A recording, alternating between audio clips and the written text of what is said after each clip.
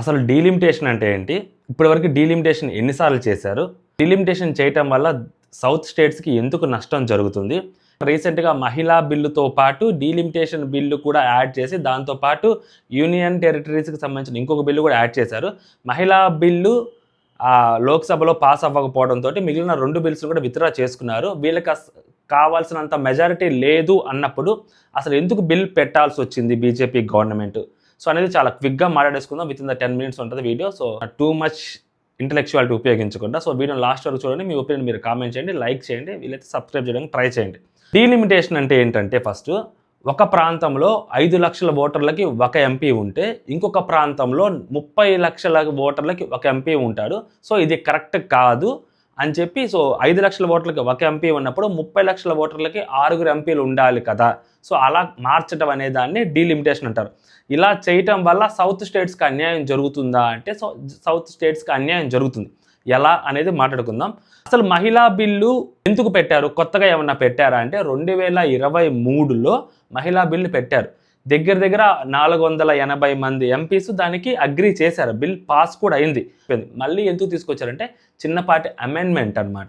ఈ బిల్లు ఎప్పటి నుంచి అమల్లోకి రావాలి అనేది అంటే 2029 ఎలక్షన్స్ నుంచి అమల్లోకి తీసుకురావాలి అని చెప్పి చిన్నపాటి అమెండ్మెంట్ చేస్తూ దాంతోపాటు డీలిమిటేషన్ బిల్లు కూడా తీసుకొచ్చారు. ఈ డీలిమిటేషన్ బిల్లు తీసుకురావడాన్ని దక్షిణాది రాష్ట్రాలు ఎక్సెప్ట్ ఏపీ మిగిలిన స్టేట్స్ తెలంగాణ, కేరళ, కర్ణాటక, తమిళనాడు సంబంధించిన పొలిటికల్ పార్టీస్ చాలా గట్టిగా అపోజ్ చేశాయి. ఓవరాల్ ఇండియా కూడా అపోజ్ చేసింది. ఈ డీలిమిటేషన్ అనేది ఫస్ట్ యాక్చువల్గా ఎప్పుడు జరిగిందంటే సో 1952లో ఫస్ట్ డీలిమిటేషన్ జరిగింది. దాని తర్వాత 1963లో ఇంకొకసారి డీలిమిటేషన్ జరిగింది. 1973లో ఇంకొకసారి డీలిమిటేషన్ జరిగింది. అదే లాస్ట్. 1973కి వచ్చేసరికి ఈ సౌత్ స్టేట్స్లో ఆటోమేటిక్గా జనాభా తగ్గుతుంది. ఈ కుటుంబ నియంత్రణ అనేది అదుపులోకి తీసుకురావడం కోసం సో దానికి సౌత్ స్టేట్స్ చాలా గట్టిగా సపోర్ట్ చేశాయి. సో దీనివల్ల ఏమైంది 2002లో 4వ మళ్ళీ డీలిమిటేషన్ చేయాల్సి వచ్చినప్పుడు సౌత్ స్టేట్స్ అన్యాయం అయిపోతున్నాయి. ఎందుకంటే వీళ్ళు ఆ కుటుంబ నియంత్రణ అనేది సో చాలా గట్టిగా పాటిస్తున్నారు కాబట్టి సో ఇప్పుడు చేస్తే నార్త్ స్టేట్స్కి ఎక్కువ సీట్లు వస్తాయి, సౌత్ స్టేట్స్కి తక్కువ సీట్లు వస్తాయి. దానివల్ల సౌత్కి అన్యాయం జరుగుతుంది అని చెప్పి 1971లో ఏదైతే జనాభా లెక్కల ఆధారంగా సీట్స్ రిజర్వ్ చేశారో అవే సీట్స్ని 2002లో కూడా రిజర్వ్ చేశారు అంటిల్ 2011 వరకు. సో 2011లో అంటే 10 ఏళ్ళకి ఒకసారి మళ్ళీ జనాభా లెక్కలు తీస్తారు. సో 2011లో కూడా జనాభా లెక్కలు తీసినా కూడా మళ్ళీ సేమ్ అదే సీట్స్ని మళ్ళీ ఫ్రీజ్ చేశారు అంటిల్ 2023 వరకు. సో 2023లో కోవిడ్ ఉంది కాబట్టి జనాభా లెక్కలు జరగలేదు కాబట్టి 2026లో మళ్ళీ జనాభా లెక్కల ఆధారంగా మళ్ళీ సెన్సెక్స్ చేసిన తర్వాత మళ్ళీ ఇట్లాగా డీలిమిటేషన్ అనేది జరుగుద్ది. సో దానికంటే ముందే సో బీజేపీ గవర్నమెంట్ సో ఒక చట్టాన్ని తీసుకొచ్చింది మహిళా బిల్లుతో పాటు. కాసేపు మహిళా బిల్లును పక్కన పెడితే ఈ డీలిమిటేషన్లో అమిత్ షా గారు చెప్తుంది ఏంటంటే సో ప్రతి స్టేట్కి 50% సీట్స్ పెంచుతాము పార్లమెంట్ సీట్స్ అని చెప్తున్నారు. ఆయన దానికి చెప్తూ ఆయన కోట్ చేసింది ఏంటంటే మల్కాజ్గిరిలో 40 లక్షల మందికి ఒక ఎంపీ ఉంటున్నాడు, మీ వేరే ప్లేసెస్లో 15 లక్షల 20 లక్షల మందికి ఒక ఎంపీ ఉంటున్నాడు అని చెప్పి ఆయన మాట్లాడుతున్నారు. సో అందుకని చెప్పి డీలిమిటేషన్ చేయాల్సి వస్తుంది ఖచ్చితంగా. అయినా కూడా మేము జనాభా ప్రాతిపదికన చెయ్యట్లేదు, ప్రతి స్టేట్కి 50% సీట్స్ పెంచుతామంటున్నారు. అంటే ఉత్తరప్రదేశ్కి 80 సీట్స్ ఉంటే ఒక 40 పెరుగుతాయి, 120 అవుతాయి. ఆంధ్రాకి వచ్చేసరికి 25 ఉన్నాయి, ఇంకొక 38 అవుతాయి. అలాగే తెలంగాణకి 17 ఉంటే 8 పెరుగుతాయి, ఒక 25 అవుతాయి వాళ్ళకి. సో ఇలా పెరుగుతూ ఉంటే ఎవరికి ప్రాబ్లం లేదు అని చెప్పి ఆయన చెప్పిన తర్వాత కూడా అపోజిషన్ పార్టీస్ అపోజ్ చేశారు దానికి. ఎందుకు అపోజ్ చేశారంటే ఇప్పుడు పెడతారు 50% ఆధారంగా అని చెప్పి. సో ఇది 2029 ఎలక్షన్కి ఈ పెరిగిన సీట్లతోటి ఎన్నికలకు వెళ్తారు. ఫర్ ఎగ్జాంపుల్ బీజేపీ గవర్నమెంట్ వచ్చినా లేదు ఏ గవర్నమెంట్ వచ్చినా కూడా దాని తర్వాత సెన్సెస్ ఆధారంగానే మళ్ళీ చేస్తాయి డీలిమిటేషన్. సో సెన్సెస్ ఆధారంగా మళ్ళీ డీలిమిటేషన్ చేస్తే 84th కాన్స్టిట్యూషనల్ అమెండ్మెంట్ యాక్ట్ ద్వారా ఇప్పుడు 2026 జనాభా లెక్కలు ఉంటాయి కదా, ఈ జనాభా లెక్కల ఆధారంగా ఎగ్జాక్ట్గా చేయాలని అవసరం లేదు, ప్రతిసారి లేటుగానే చేస్తారు కాబట్టి ఆఫ్టర్ 2029 చట్ట సవరణ చేస్తారు. చట్ట సవరణ చేసినప్పుడు ఈ జనాభా లెక్కల ఆధారంగానే చేస్తే నార్త్ స్టేట్స్కి భయంకరమైన జనాభా ఉన్నారు, సౌత్లో అంత లేరు. సో కాబట్టి నార్త్కి పెరుగుతాయి, సౌత్కు తగ్గుతాయి. ఏదైతే మనకి 38 చేస్తున్నారో ఇప్పుడు 50% యాక్ట్ ప్రకారం చేస్తున్నారో అవి కూడా ఇంకా తగ్గే అవకాశం ఉంటుంది జనాభా లెక్కల ద్వారా వెళ్తే. 1973 తర్వాత 2001కే మన ఏదైతే జనాభా లెక్కల ఆధారంగా చేస్తే అప్పుడే తగ్గారు జనాభా. 2011కి ఇంకా తగ్గారు. ఇప్పుడు 2026కి ఇంకా తగ్గే ఉంటారు మన జనాభా, పెరగలేదు. సో చంద్రబాబు నాయుడు గారు అందుకే పిల్లల్ని కనండి, ముగ్గురిని నలుగురిని కనండి అంటున్నాడు ఆయన. ఎందుకు? సెన్సెక్స్ కాకుండా ఇంకొక 10 ఏళ్ల తర్వాత సెన్సెక్స్ చేస్తే అప్పుడు కనీసం వీళ్ళకి కూడా ఓటు హక్కు వచ్చుద్దేమో అన్న ఒక థాట్ ప్రాసెస్ తోటి పిల్లల్ని కనండి కనండి కనండి అంటున్నాడు ఆయన. ఓకేనా? ఇప్పుడు ఇలా చేయటం వలన ఖచ్చితంగా ఆల్రెడీ ఏవైతే సీట్స్ వస్తాయో మళ్ళీ అమెండ్మెంట్ చేస్తే మళ్ళీ సీట్లు కూడా తగ్గే అవకాశం ఉంటుంది ఖచ్చితంగా. ఈ 38 కాస్త ఇంకా తగ్గిపోయే అవకాశం ఉంటుంది. లేదు, బీజేపీ గవర్నమెంట్ చాలా క్లియర్గా చెప్పాలి, ఇంక 50%గా ప్రపోర్షనేట్గా పెంచుతామంటున్నారు. ఎప్పుడైనా కానీ ఇదే ప్రపోర్షనేట్గా పెంచాలి. అంటే ఇంకొక 10 ఏళ్ల తర్వాత కూడా మళ్ళీ 50% పెంచాలి.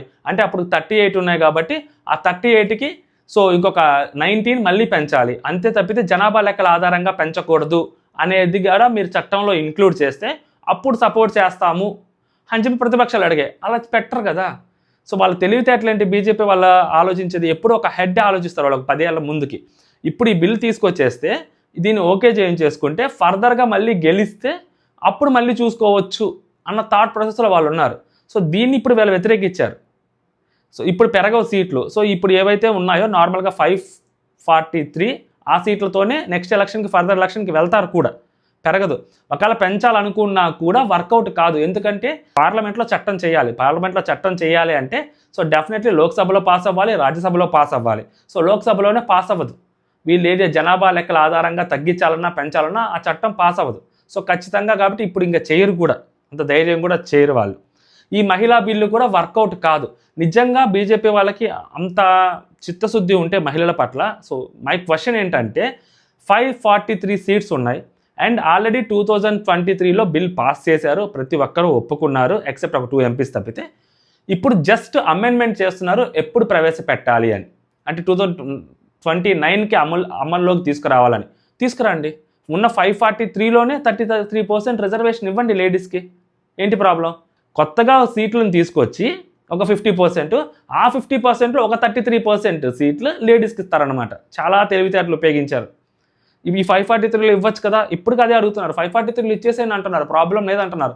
ఎందుకంటే ఇప్పుడు నేను నిలబడుతున్నాను అనుకోండి ఒక ప్లేస్లో, అది ఒకవేళ మహిళా రిజర్వేషన్ సీట్ ఏందనుకోండి, నేను కాకుండా నా భార్యో నా చెల్లో మా అమ్మో నిలబడతారు. అంతే, పెద్ద తేడా ఏముండదు. ఇప్పుడు బీజేపీ వాళ్ళు ఇంత గట్టిగా పోరాడుతున్నారు కదా. సో అమిత్ షా గారు చెప్తున్నట్టు 40 లక్షల మంది ఉన్నారు మల్కాజ్గిరిలో, ఒక్క ఎంపీ మాత్రమే ఉన్నారు, కనీసం ఒక 5 ఎంపీలన్నా రావాలి కదా, అదే కదా డీలిమిటేషన్ అంటే, న్యాయం చేయలేడు కదా అని చెప్పి అని అంటున్నారు. 3 కోట్ల ఓటర్లు ఉత్తరప్రదేశ్లో మిస్ అయిపోయాయి. మేబీ వాళ్ళు ఉన్నారో లేరో, చచ్చిపోయారో పారిపోయారో తెలియదు అని చెప్పి 3 కోట్ల ఓటర్ల లిస్టు తొలగించేశారు. అండ్ నెక్స్ట్ 2029 ఎలక్షన్కి ఆ 3 కోట్ల ఓటర్లను తగ్గించి వాళ్ళు ఆ ఓటర్ లిస్ట్ రిలీజ్ చేస్తారు. 3 కోట్ల ఓటర్లు అంటే తెలంగాణ 17 ఎంపీలు.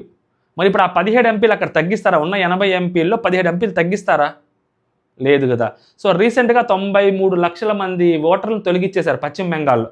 వలస వచ్చారని చెప్పో, లేకపోతే ఎన్ఆర్ఏ అనో సిఏ అనో సంథింగ్ ఏదో చెప్పి తీసేశారు. అంటే 90 లక్షల మంది తీస్తే యావరేజ్గా 15 లక్షల మంది ఒక ఎంపీ అనుకుంటే 6 ఎంపీ సీట్లు తీసేస్తారా అక్కడ? సో మరి అక్కడ కూడా తగ్గించాలి కదా. ఇప్పుడు జనాభా పెరుగుతుంది కాబట్టి డీలిమిటేషన్ చేయాలంటున్న వాళ్ళ వ్యక్తులకి ఆల్రెడీ ఓట్లు తీసేశారు కదా. మరి తీసేసిన వాటికి కూడా ఎంపీలు ఉన్నారు. ఇప్పుడు 3 కోట్ల ఓట్లు తీసేస్తున్నారు అంటే ఒక దగ్గర ఒక 17 ఎంపీలు. ఇప్పుడు 17 ఎంపీలు తీసేయాలి. తీసేయకుండా మళ్ళీ ఇంకొక 50% ఎక్కువ ఇస్తే 17 ఒక 8 25 ఎంపీలు అక్కడ ఎక్స్ట్రానా. ఇక్కడ పశ్చిమ బెంగాల్లోకి వచ్చి చూసుకునేసరికి 93 లక్షలు అంటే ఒక 6 ఎంపీలు తీసేయాలి. దానికి ఇంకొక 3 ఎంపీలు యాడ్ చేసి 9 ఎంపీలా? లేని ఓటర్కి 9 ఎంపీలా? ఏంటి కథ? సో దీన్ని ఫస్ట్ జాగ్రత్తగా హ్యాండిల్ చేయగలగాలి. అండ్ ఆల్రెడీ ఉన్న 543 సీట్స్లోనే 33% రిజర్వేషన్ ఎందుకు ఇవ్వరు అనేది క్వశ్చన్. సో ఇప్పుడు జగన్మోహన్ రెడ్డి గారు ఇంకో రీసెంట్గా ట్వీట్ పెట్టారు.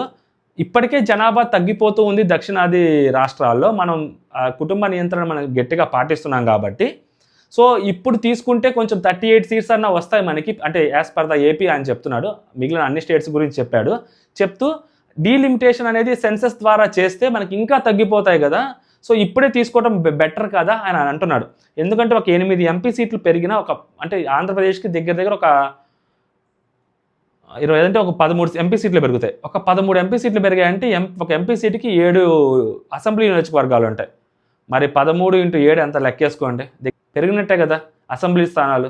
సో ఆలోచిస్తారనమాట లోకల్ పార్టీస్. ఆలోచిస్తే ఏమవుతుందంటే ఈ సెన్సెస్ అనేది జరిగినా కూడా ఫ్రీజ్ చేస్తారు. ఇప్పుడు 2001లో సెన్సెస్ చేశారు, అయినా కానీ సేమ్ సీట్సే 1973లో ఏవైతే జనాభా లెక్కల ప్రకారం సీట్స్ రిజర్వ్ చేశారో అవే సీట్స్ని ఫ్రీజ్ చేశారు. అలా ఫ్రీజ్ చేసుకుంటూ వస్తూ ఉన్నారు అంటిల్ 2023 వరకు. సీట్స్ పెరగలేదు కూడా. పెరిగితే ఖచ్చితంగా సౌత్కి అన్యాయమే జరుగుతుంది.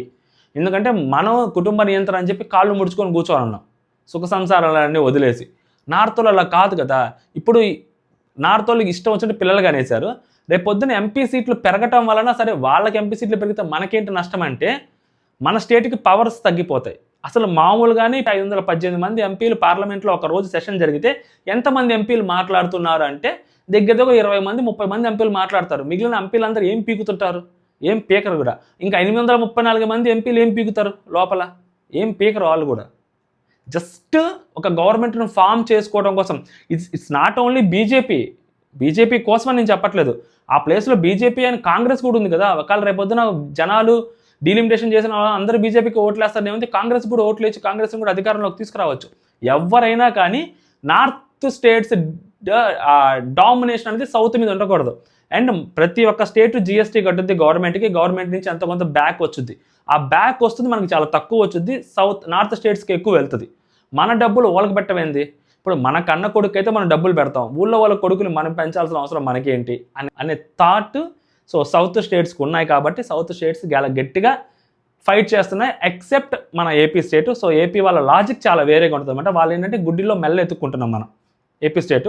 బట్ బీజేపీ దూరదృష్టిని సౌత్ స్టేట్స్ అవ్వచ్చు, మిగిలిన సౌత్ స్టేట్స్ అవ్వచ్చు, లేకుంటే కాంగ్రెస్ పార్టీ అవ్వచ్చు, ముందే గ్రహించి వాళ్ళు క్వశ్చన్ చేస్తున్నారనమాట. నెక్స్ట్ వచ్చిన తర్వాత మేబీ వాళ్ళు ఇలాంటి బిల్లు తీసుకొస్తే ప్రాబ్లం ఏంటి, సెన్సస్ ప్రకారం చేస్తే సౌత్కి అన్యాయం జరుగుతుంది కదా అని. ఇది ఫెయిల్ అవుతుందని చెప్పి కూడా బీజేపీకి తెలుసు ఈ బిల్లు పోద్దని కూడా. ఎందుకంటే ఒక బిల్ పాస్ అవ్వాలంటే 3/4 ఓటింగ్ ఉండాలి. బీజేపీకి ఉన్నదే 298 ఓటర్స్. యాక్చువల్గా అక్కడ ఆ రోజు నిన్న పార్టిసిపేట్ చేసింది 518 ఓటర్స్. అంటే దగ్గర 340-350 ఓటర్స్ కావాలి. బీజేపీ మొత్తానికి ఉన్న వైసీపీని కలుపుకున్నా కూడా 298 ఓట్స్ పడ్డాయి అక్కడ. మురిగిపోద్దని తెలుసు వాళ్ళకి.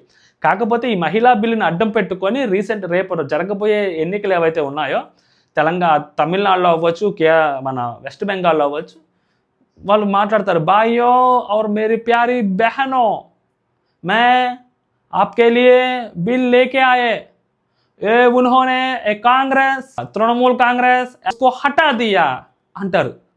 మోడీ గారు వచ్చి అదే అంటారు. మరి తమిళనాడుకి వెళ్ళి ఏమంటారు, మనకు తమిళ రాదు కానీ ఇదే అంటారు అనమాట. సో మహిళల వల్ల వ్యతిరేకత వచ్చింది, ఆల్రెడీ స్టార్ట్ చేశారు. నిన్న బిల్ ఎప్పుడైతే ఫెయిల్ అయిందో ఎన్డీఏ లేడీ ఎంపీలు వచ్చి బయటకు వచ్చి ప్రొటెస్ట్ చేశారు. ప్రభావం ఏమన్నా ఈ ఎలక్షన్స్కి వాడుకోవచ్చా అన్నట్టు వాళ్ళు ఇప్పటికిప్పుడు అర్జెంట్గా ఈ బిల్ ప్రవేశపెట్టారు. లేకుంటే ఆ అమెండ్మెంట్ ఒక్కడే తీసుకొచ్చి ఉంటే ఈజీగా పాస్ అయిపోయేది. ఆ మహిళా బిల్ అమెండ్మెంట్తో పాటు ఈ డీలిమిటేషన్ కూడా యాడ్ చేసి అది మొత్తం కలిపి ఒకటేగా కలగాపులగం బిస్మిల్లాబాద్ చేసి తీసుకొచ్చి పెట్టారు. సో మొత్తానికి కలిపి ఓటింగ్ జరిగిందో లేకపోతే మహిళా బిల్లుకి ఓటింగ్ జరిగిందో పూర్తి కన్ఫ్యూజన్లో జరిగింది అక్కడ. సో నో చెప్పారు. ఇప్పుడు వాళ్ళకి ఎస్ చెప్పారు, మహిళా బిల్లు అనుకోండి ఎస్ చెప్పారు అనుకోండి, వాళ్ళు డీలిమిటేషన్ కూడా చేసుకుంటారు. సో అందుకని చెప్పి నో చెప్పారు చాలామంది. సో ఇప్పుడు అది మీ మహిళా బిల్లు కోసమే పెట్టాము, మీరు దానికి నో చెప్పారు. సో మిగిలిన 2 బిల్లు కూడా మేము విత్డ్రా చేసుకుంటాం, ఓటింగ్ అవసరం లేదు దానికి. దీనికే మీరు వ్యతిరేకించారంటే ఇంకా దానికి కూడా మీరు వ్యతిరేకిస్తారు కదా అని చెప్పి దీన్ని బూచుగా చూపించారు. చాలా తెలివితేటలు ఉపయోగించారనమాట. సో ఓవరాల్గా ఇప్పుడు దీని ఎఫెక్ట్ మరి వెస్ట్ బెంగాల్లోను అండ్ యాజ్ వెల్ యాజ్ తమిళనాడులో ఎలా ఉంటుందో చూడాలి ఓవరాల్గా. సో ఇది నేను తెలుసుకున్న డీలిమిటేషన్ గురించి అనమాట. సౌత్ స్టేట్స్కి డెఫినెట్లీ అన్యాయం జరుగుతుంది డీలిమిటేషన్ జరిగితే యాజ్ పర్ ద సెన్సెస్. అలా అని జరగకపోతే ఎక్కువ పాపులేషన్ ఉన్న ఉత్తరప్రదేశ్, బీహార్ లాంటి వాళ్ళు కూడా పాపం నష్టపోతారు. కాకపోతే వాళ్ళకి జరిగే నష్టం కంటే డీలిమిటేషన్ జరిగితే మనకు జరిగే నష్టం ఎక్కువ. సో మనం ఫస్ట్ మనల్ని మనం కాపాడుకోవాలి కదా. సో కాబట్టి దీన్ని మనం నో చెప్పాలి సుందే. జై హింద్.